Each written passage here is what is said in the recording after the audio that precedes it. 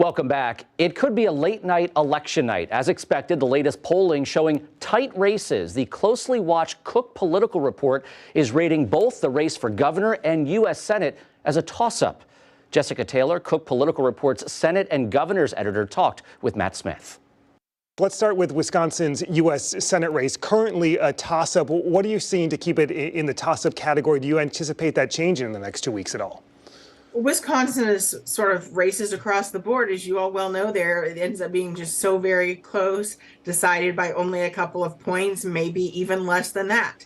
So just the nature of Wisconsin's sort of perpetual swing stateness that we've seen in the previous few elections gives us some caution there. But Ron Johnson started out this cycle as the most endangered Republican incumbent. He's the only Republican running in a state that Biden won. And so he was a top target, one of the top targets clearly, but he's clearly proven over his political lifetime since he first ran in 2010 and especially in 2016 that he just has this sort of unmetered ability. Like you can't count him out. He was counted out in 2016. He came back, and we are seeing certainly some better polling for Republicans across the board, and I think that is starting to be reflected in the Wisconsin race. So I think of all of our toss-up races, this is the one that I could see putting kind of a pinky on the scale for. For right now, it still meets our toss-up column, but that could change in the final few weeks. I was going to say polling right now, anywhere Johnson has a lead, anywhere between 2 and 6 points, I think an average of about 3%. How much does the polling factor into this, and what other factors are you looking at, especially now in the final couple days here? So we see the public polling, but private polling also tells us a lot that we can see internally. You've seen both parties just pour a lot of money in there. I think ultimately I was hearing concerns about Mandela Barnes as a candidate, some of his more progressive issues, for months leading up to this.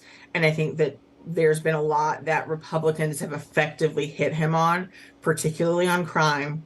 And then you look at where the economy is going, and that's something that's moving back in Republicans' favor and is certainly trending away from Democrats of where they need those numbers to be as people are making their final decisions. You mentioned the closeness of Wisconsin. Let's circle to the governor's race quickly. Is this different in terms of whether you may move this out of the toss-up category than the Senate race? Well, I think the Senate race kind of could be hewing to sort of the national picture, which is not surprising given that this could ultimately be about control of the Senate and which party you want. If you want to end sort of one party control in Washington, as Republicans are arguing, governor's races happen more independently. We always knew this was going to be a very close election. Evers just very narrowly beat out Scott Walker in 2018. And I think right now it is just very close, and I don't anticipate that changing. I think it's just going to be a 2 points could be a blowout in this race. Tim Michels has, he's clearly been a very good candidate at this point. Having the money to go up against there, we're seeing both sides pour money into there, and I really see Evers, who's sort of understated. He's sort of a low key governor. I mean, he's very on the chopping block there. I think both him and in Nevada, Democratic Governor Steve Sisolak, I see as the two most endangered incumbents this cycle. An incredibly important few days ahead, and it'll be an incredibly interesting few days ahead leading up to the election. Jessica Taylor, Cook Political Report, Senate and Governor's editor. Hey, thank you so much for joining us. Thank you.